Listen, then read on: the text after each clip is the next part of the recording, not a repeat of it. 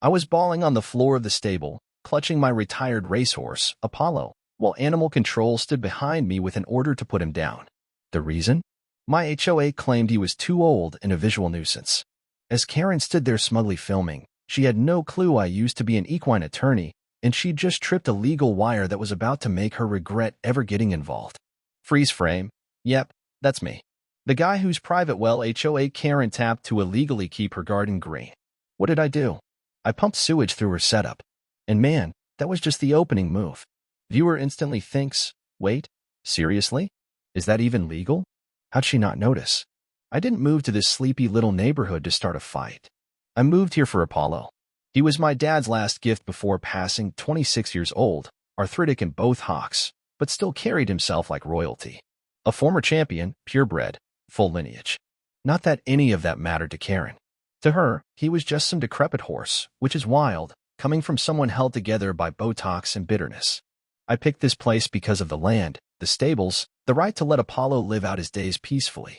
The property bordered an HOA-controlled community, but my lot had been privately owned before they redrew the lines and quietly brought it under HOA control. I figured if I kept to myself, they'd do the same. But Karen doesn't believe in live and let live. Karen believes in power. She's all about threats written in flowery font on laminated notices. She shows up to HOA meetings with a gavel and insists on being called Madam President, without cracking a smile. At first, it was petty stuff. Post-its on my mailbox claiming Apollo's fence didn't meet code, even though it had stood untouched since 1992. Then came the official letters. One said I was illegally keeping livestock in a non-agricultural zone. Another fined me $50 for animal odor drift during a particularly hot spell in July. Still, Apollo stood peacefully every day, zen-like, while Karen stomped around in knockoff designer or like she was filming Real Housewives. HOA edition. I tried to reason. I invited her to meet Apollo, show her he was gentle. She declined, claimed she had allergies and didn't trust animals larger than her dog. That dog, by the way? A neurotic little gremlin named Coco who's bitten multiple mail carriers and loses her mind at the sight of lawn grass. Anyway, when I stopped paying the bogus fines, the HOA escalated. They tried slapping a lien on my home, something they had no legal authority to do. Then Karen crossed a line. She filed a formal complaint with animal control accusing me of neglect, demanding Apollo be seized and put down due to suffering from age. I found out about the euthanasia order one Thursday when 2 officers showed up with tranquilizers and grim faces. I couldn't believe what I was hearing. They had a stamped, official-looking document based on a claim that Apollo was abandoned and left to die. I freaked. I brought them to Apollo, who was standing content under his favorite tree, shiny and well-fed, happily chewing hay. The officers hesitated. They clearly knew something was fishy, but the order was valid unless I got an emergency injunction. While I frantically called every animal law contact I had, Karen strutted up filming, smirking like she'd won. She said, "Finally, we'll get rid of that broken animal and clean up the neighborhood." I just stared at her. In that instant, it stopped being about Apollo and became personal. The moment she used the word broken, I snapped. I wasn't just going to fight this. I was going to dismantle her. Here's what she didn't see coming. I'd spent a decade as an equine attorney before switching to remote freelance work. A niche specialty, sure. So niche, no one on the HOA had a clue what that meant. But I knew animal law better than anyone. And the deeper I looked into her complaint, the shadier it got. For starters, she referenced zoning codes that had been obsolete for years. Then I noticed the document listed her as a licensed community officer, a title that legally doesn't exist. She gamed the system using old forms and made up terms that hadn't applied since the late 90s. But it gets better. Karen had also tapped into my private well to water her garden. Sprinklers were banned during the drought by HOA policy, but she didn't care. She needed her imported hydrangeas to flourish, even if that meant sneaking a pipe across the fence and into my water line. That well? Fully metered. I had data showing spikes in usage at 2 a.m. every other night. When I confronted her, she scoffed. "It's just water. You don't own the rain." Which is hilarious coming from someone who doesn't even own the pipe she stole it with. So I plotted. I redirected the irrigation into a holding tank. Not sewage, exactly. More like grow water, blended with runoff from cleaning Apollo's stall, completely legal, totally safe for plants. Disastrous for noses. So when Karen fired up her drip system to water her hydrangeas the next morning, the The stench hit the HOA like a biological attack. She assumed it was teen pranksters, called a landscaper, who flat out refused to work near her yard because the soil smelled like a hazardous spill. Meanwhile, I was in the kitchen with a cup of tea, watching trail cam footage from the hedge. Her reaction when she discovered the pipe? Absolute gold. But revenge is best when served in courses, and this was just the appetizer. While she was accusing phantom vandals of killing her garden, I was gearing up to end her whole operation. I dug through the HOI charter, a mess of amendments and outdated phrasing classic for a board more focused on wine nights than actual governance. Buried in the original 1970s doc was a clause Karen didn't know about. My trump card. It protected legacy animals on properties previously zoned agricultural. Any racehorse registered with the state before 2000 was fully exempt from HOI rules, including pet restrictions. And Apollo? A certified state champion. That clause was created to shield horses like him when the area expanded. Karen had just tried to put down the one animal her HOA had zero authority over. And just as I was celebrating that discovery, I got a letter from the county clerk. Someone, wonder who, had filed a zoning request to reclassify my land. If approved, it would have erased the exemption and handed the HOI more power. That same someone forged my signature. Karen didn't just cross the line, she jumped over it and planted flags. That's when I knew this wasn't about Apollo anymore. This was about proving what happens when you weaponize red tape against someone who knows the law and has nothing to lose. If she wanted war, I was ready, but not on her terms. My next move? Let's just say it involved a lawyer, a mic, and an HOI meeting no one would forget. The day after the sewage incident, Karen filed a noise complaint. Against a horse. I didn't even know that was a thing, but there it was. Excessive whinnying at all hours. Apollo hadn't been louder than a sniffle in weeks. Karen wasn't solving problems, she was trying to drown me in paperwork, betting I'd give in. But she didn't realize I was already in endgame mode. I wasn't defending anymore. I had the charter, the zoning files, the forged paperwork, and most importantly, time. Time to build a legal bomb with her name on it. I printed every amendment, revision, and footnote in the HOA charter. It read like a toddler's attempt at a constitution. They'd copy-pasted bylaws from 3 different decades that contradicted each other. But through the chaos, I kept my focus on one gold thread, the 1970s clause protecting state-registered horses on old AG land. Never repealed. Never revised. So buried under bureaucracy no one even knew it existed. Which meant Apollo was legally untouchable, and Karen had tried to euthanize him without jurisdiction. My next move was to get an emergency injunction to block the euthanasia order. I filed a motion with the county clerk using the obscure clause and attached photos proving Apollo's health. I included a notarized vet report showing he was fine for his age. Once that was in, I contacted the state equine registry and requested Apollo's full racing history, including transfer records and retirement status. When I got that, I fired off a cease and desist to animal control, demanding the order be revoked or face legal action. They pulled it fast. Turns out, they'd been fed fake evidence. Old photos from when Apollo had a stomach issue years ago, pulled from an outdated blog I used to run. Karen had submitted them as recent. I knew she'd try something next, and she didn't disappoint. 2 days later, I was served with an official HOA violation for hostile conduct toward the board. According to them, I was intimidating. Their word. Because I asked questions. Because I brought proof. Because I didn't fake a smile while they lied. They thought they could scare me into silence. Instead, I sent out a 3-inch thick packet to every neighbor on the street. Inside, the entire history of how my property was illegally absorbed into the HOA, the forged zoning request, and copies of Karen's doctored report to animal control. At the bottom of the message, I included a carefully worded note. You are now aware of these actions. Should you continue to support the current HOA leadership, you may share liability. The reaction was immediate. My inbox blew up. Turned out, Karen had been walking all over people for years. She fined one guy for using the wrong kind of mulch. Made another woman replace her mailbox because it was 2 inches too wide. And a dad's kid had to take down her swing set because it was considered visually disruptive. The list just kept growing. People were upset. But more than that, they were afraid. Karen kept control with fear, snarky notes, and threats of property liens. No one had ever pushed back before, not like this. And while folks whispered behind their hedges, I kept digging.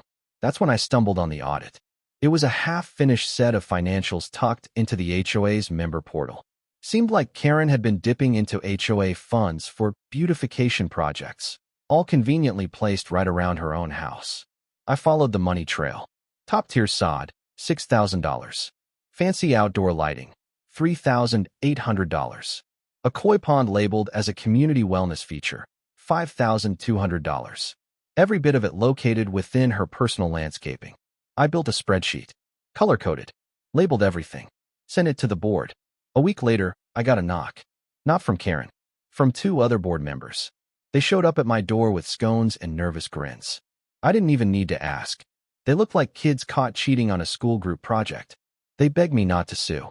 Said Karen had been acting solo on most of it, and they hadn't realized how bad it had gotten. I told them I wasn't looking to sue them. Not yet. What I wanted was simple.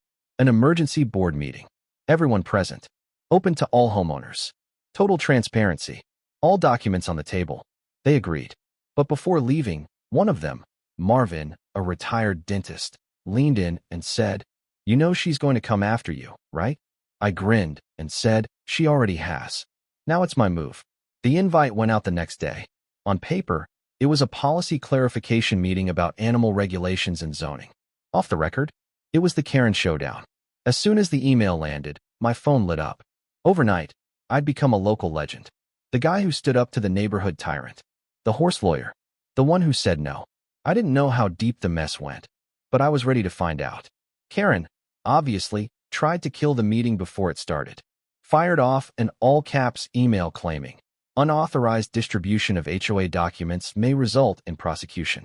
She accused me of harassment, fraud, and, my personal favorite, psychological terrorism. I printed that email and pinned it on the community bulletin board. With notes. My favorite line, "If you feel terrorized by facts, maybe the facts aren't your friends." That night, someone egged my garage. Weak intimidation, honestly. I hosed it off and spent the evening printing legal docs, reports, and every complaint tied to Karen's name. Even made info packets. Neatly stapled.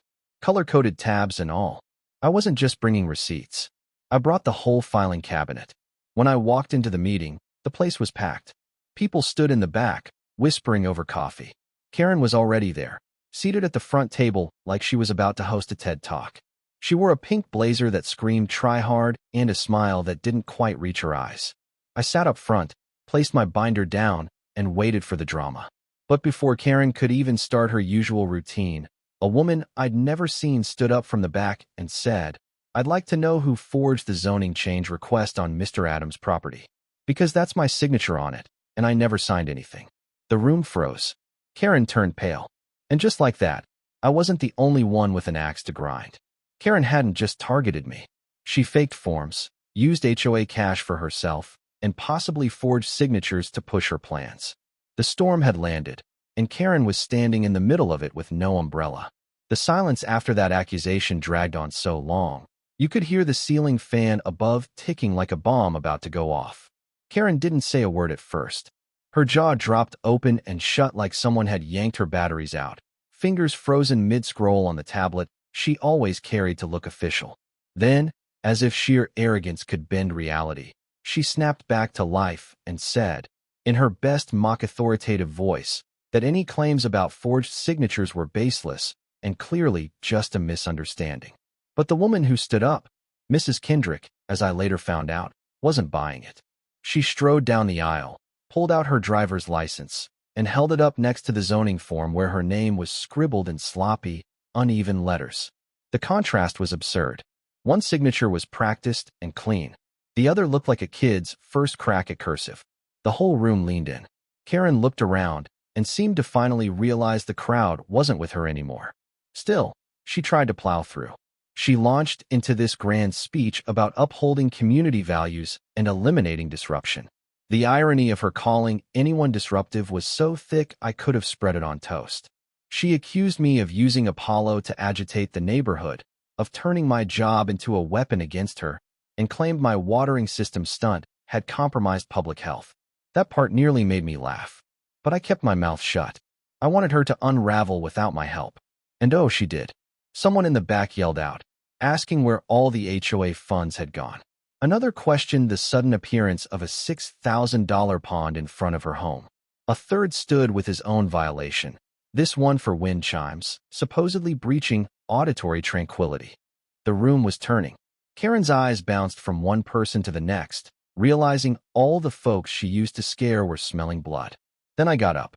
No theatrics. No raised voice. I just picked up my binder, walked to the front, and politely asked to speak. Karen tried to block me, saying the board hadn't given me the floor. But the board, clearly terrified of looking complicit, said they welcomed transparency. Their word. Welcomed. Like they were trying to make peace with a warlord. I started with the forged euthanasia request. I broke down the timeline, pointed out the contradictions, and passed around a copy of the vet's report showing Apollo was perfectly healthy. Then I moved to the HOA charter, pointing out the legacy clause that made Apollo legally protected. I explained how Karen had ignored procedure, faked her authority, and abused her role. Then I played my final hand, the forged zoning request. I displayed a blown-up version on the projector next to Mrs. Kendrick's real signature. Gasps followed. For extra weight, I showed a spreadsheet tracking every suspicious HOA expense under Karen's watch. Thousands spent on landscaping, custom fencing, and community projects that just happened to boost her own property. Karen jumped in, accusing me of hacking into HOA records. I calmly told her every document came from the public access section, thanks to the HOA's own transparency clause, and I had screenshots of every download. Her face went ghost white. Someone in the back chuckled. The board looked like they wanted to disappear. Finally, Marvin, the retired dentist on the board, stood and said, "I think it's time for a vote." Karen's voice cracked as she protested, saying this wasn't a proper meeting for such decisions. But Marvin pointed out that she herself had called it a full board session in her email invite. She had opened the door. Now she couldn't shut it. The vote was straightforward. Remove Karen as HOA president and suspend her from board activities pending investigation. All in favor? Almost every hand in the room went up. Even Tina, her visor and sneaker sidekick, reluctantly raised her fingers halfway. Karen didn't move. No shouting. No tantrum. Just silence.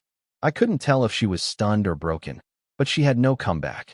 She slowly stood, grabbed her purse and tablet, and walked out. The door closed hard behind her. I swear you could hear the whole room breathe again. But it wasn't over for me.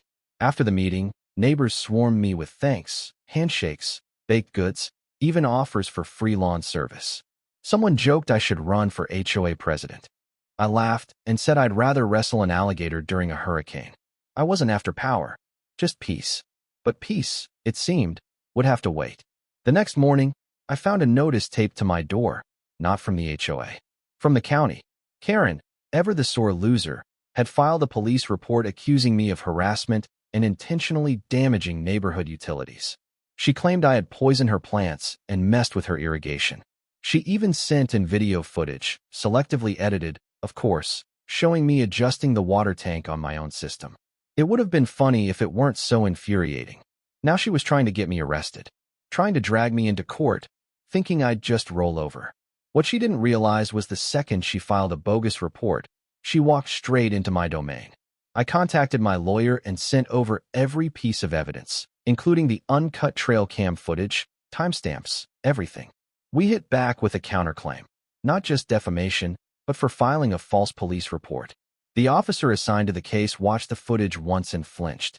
Karen's revenge play just exploded in her face. 1 week later, she was served. Not just from us, but from the county prosecutor, too. Her shady finances and forged paperwork had raised serious alarms. Now she was being investigated for fraud, falsifying public records, and misusing funds. Her bank accounts? Frozen. Her shiny BMW? Hauled off by a tow truck in broad daylight. I watched from the porch, sipping sweet tea. Behind me, Apollo stood in his paddock, flicking his ears like he had no clue he'd kicked off a neighborhood revolution.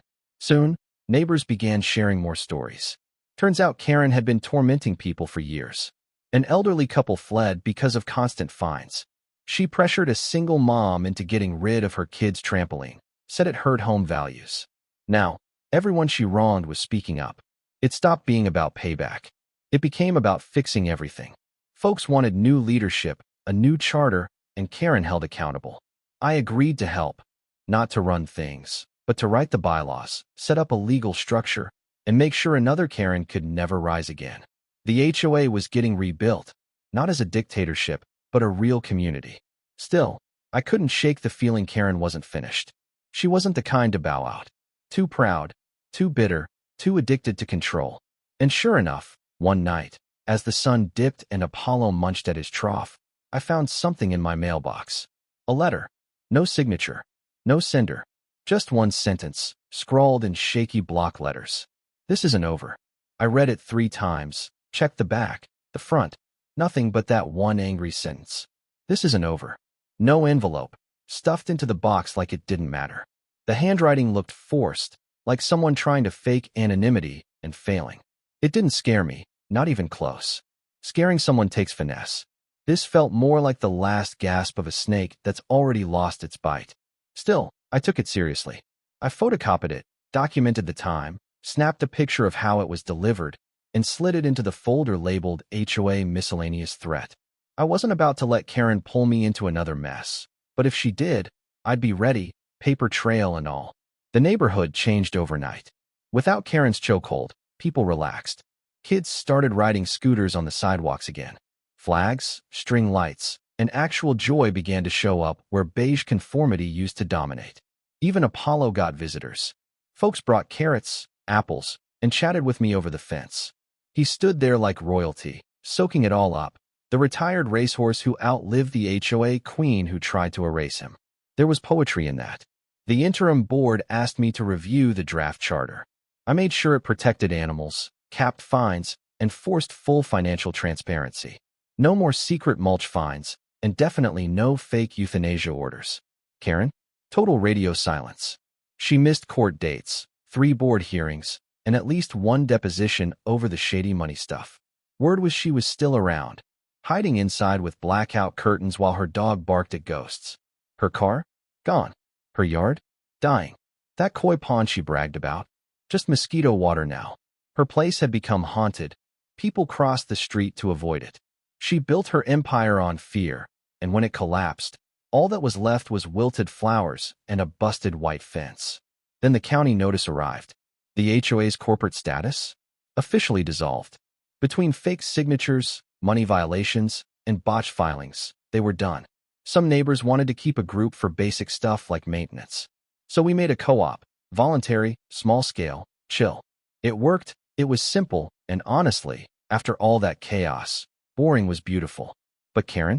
She wasn't quite done. 2 weeks after that weird mailbox note, a contractor truck rolled up to her house. The guy got out, looked lost, came to my door. Said he was scheduled to inspect the property before demo started on a new retaining wall. I blinked. Demolition? I said. Where exactly? He pointed toward Apollo's paddock. My paddock. My property. He pulled out a work order with my address on it. Mine, and a request to clear the land starting that same week. The name at the bottom? Completely made up. It wasn't even Karen's anymore. She was getting sneakier now, creating paperwork that wouldn't trace back to her directly. But the message was clear. She was coming after Apollo again, this time pretending the area needed excavation for drainage. I laughed, but there was nothing funny about it. I showed the contractor my deed, zoning charts, and the signed authorization preserving Apollo's space. He was quick to apologize, told me he'd been hired through a third-party site, and had no clue what he was walking into. I believed him. He seemed like a guy just trying to keep up with bills, not get wrapped up in HOA drama. Still, the timing was too precise. I reported the unauthorized attempt to the county and dropped the bogus work order into the threat file. This time, I copied in the prosecutor's office too. If Karen was going to keep pushing lines, I wanted a restraining order ready before she even knocked again. That finally seemed to hit a nerve. Or maybe her lawyer stepped in. Either way, she vanished. Officially, her house went dark. A for sale sign showed up a few days later. One neighbor told me they saw movers loading stuff into a nondescript van at 3 a.m. Even Coco stayed silent the whole time. It felt like a getaway scene. And in a way it was. She was gone. Really gone. Out of the neighborhood, stripped of power, and, I figured, out of place. But the damage she left behind wouldn't vanish overnight. A month later, another letter showed up. This one was crisp. Straightforward. No threats. Just legal documentation. Karen had accepted a plea deal. To dodge trial on fraud and forgery charges, she agreed to repay the HOA's new leadership and gave up her right to appeal the dissolution ruling. She also got barred from joining any community board, HOA or not, for 5 years. Someone added that part with a smirk, no doubt. A legal muzzle, basically. I stuck the letter on my fridge with a tiny golden horseshoe magnet. Apollo's lucky charm from his first win back in '99. Life got steady after that. Not exactly quiet, because the neighborhood finally woke up after being under Karen's thumb. We had block parties, garden meetups, even a mini pet fair. Naturally, Apollo was the main attraction. Local kids made a handmade wooden sign for his paddock, painted bright red, neighborhood legend. I laughed so hard I teared up when I saw it. He just stood there, soaking in all the love, nudging every hand like he was born to be adored. Then something happened I never would have guessed. I got another letter. A real one. Handwritten. Classy. No caps lock. No veiled threats. It came from a representative of a historic racing foundation. Somehow, they'd caught wind of Apollo's story, probably from that online article after Karen's arrest, and they wanted to honor him at their Golden Horseshoe Gala. Not just as a retired racehorse, but as a symbol of resilience. They offered to sponsor a small memorial plaque and a scholarship in his name for students studying equine law. I didn't even know that was a thing. But of course I said yes. That horse had endured more than most people I know, and he deserved more than a win record. He overcame red tape, corruption, and one woman's obsession with control. On gala day, I brushed him until he shined and eased him into the trailer. When we arrived, he got the royal treatment. Flowers, speeches, even tears. I stood beside him, thinking about all we'd survived. About how close I came to losing him. About how one woman's power trip nearly wrecked an entire street. And how, in the end, a determined horse and a couple of dusty ordinances brought it all crashing down. Karen tried to erase a legend. Instead, she just torched her own name. Apollo's story lives on. And Karen? She'll go down as the HOA president who got outplayed by a horse and a sewage hose.